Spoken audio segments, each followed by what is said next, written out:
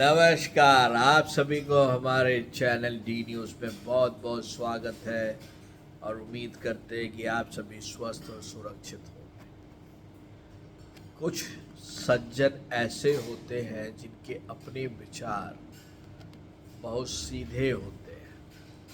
कुछ इंसान ऐसे होते हैं जिसके विचार उधार लिए हुए होते हैं और कुछ विचार ऐसे होते हैं जो विचार चुरा के लिए होते हैं।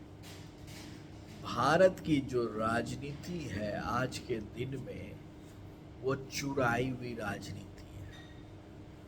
यदि किसी नेता को, किसी पार्टी को, किसी दूसरे नेता का आइडिया पसंद आ गया तो वो टाइम नहीं लगाता है पलटने से और उस आइडिया पर अपने वोट बैंक बनाने में।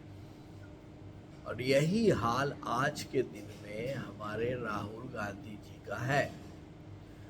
10 साल से कांग्रेस की जो विपक्षी पार्टी थी उसको बीजेपी पटक पटक के निचोड़े जा रही थी, लेकिन इस बार 2024 के इलेक्शन में राहुल गांधी को संजीवनी देने वाला और कोई नहीं, समाजवादी पार्टी के मुखिया जिनकी बहुत बड़ी बेइज्जती मध्य प्रदेश चुनाव में उसके ठीक पहले हुई थी, उनसे प्राप्त हुई। समझ लीजिए कि राहुल गांधी को ज्ञान की प्राप्ति हुई और उस प्राप्ति पे ज्ञान के भंडार राहुल गांधी के जो सलाहकार हैं उन्होंने जातिगत राजनीति शुरू कर दी। फिर राहुल गांधी शुरू हो गए उधार की राजनीति में, जातिगत जनगणना में शुरू हो गए। फिर गलती से उनको संविधान बचाओ का अभियान शुरू किया जिसपे लोगों को वो डराने की राजनीति शुरू की। फिर उन्होंने आरक्षण को खत्म होने की डराने की राजनीति शुरू की है और ये सब चीज पर वो पूरे कॉन्फिडेंस के साथ संविधान लहराना शुरू किए। भले संविधान का एक अक्षर न समझ में आता है, न पढ़ा हुआ, और न उनके पास टाइम है पढ़ने का। जैसा कि समय समय पे कांग्रेस के नेता जब कांग्रेस छोड़ते हैं तो उनके बारे में बताया जाता है। और ओबीसी एंड पीडीसी के बंदों को वो हर मंच पर खोजना शुरू किए और ये दिखाने की कोशिश किया कि हमसे बड़ा ओबीसी पीडीए का मसीहा कोई नहीं है।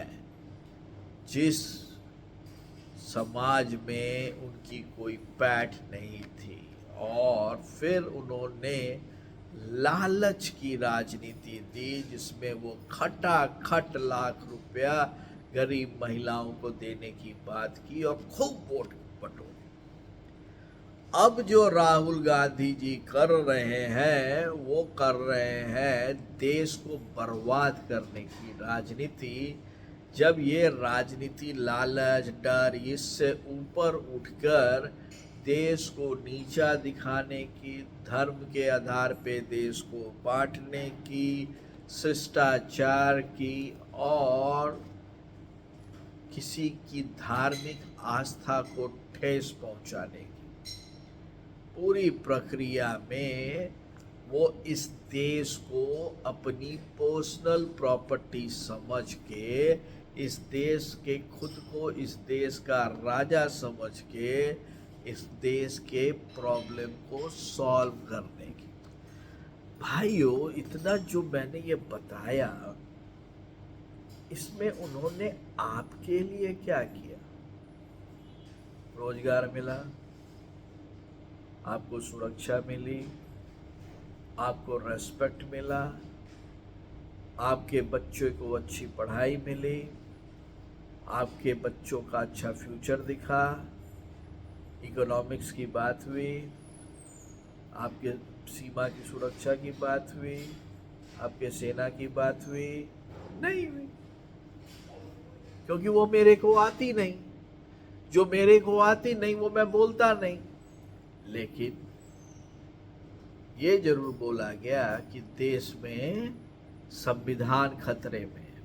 हाँ, संविधान खतरे में राहुल जी के चलते हैं। भाई, संविधान चले आ रहा है। राहुल गांधी जी के शासनकाल 2004 से 2014 के बीच में कितने ज़्यादा घोटाले हुए, या कितनी ज़्यादा पॉलिटिकल अनस्टेबिलिटी थी, या राहुल गांधी का वो स्टेटमेंट कि उनके पास हर एक चीज़ का एक्सेस बचपन से था, कि वो उस घराने से आते थे और वो जो बोलते थे वो होता था। आज भी जो बोलते हैं वो होता है। गलत बोलते हैं उस पर भी बुजुर्ग नेता सब उनके साइड से आके बोलते हैं। तो ये है राहुल गांधी, और जो एक विचलित प्रक्रिया के थ्रू एक विचलित देश को करने की कोशिश कर रहे हैं। विचलित देश, हम ये विचलित देश इसीलिए कह रहे हैं कि जितने भी उन्होंने अभी तक बीज बोए हैं दूसरे के सर में, वो उस इंसान को विचलित कर रहा है।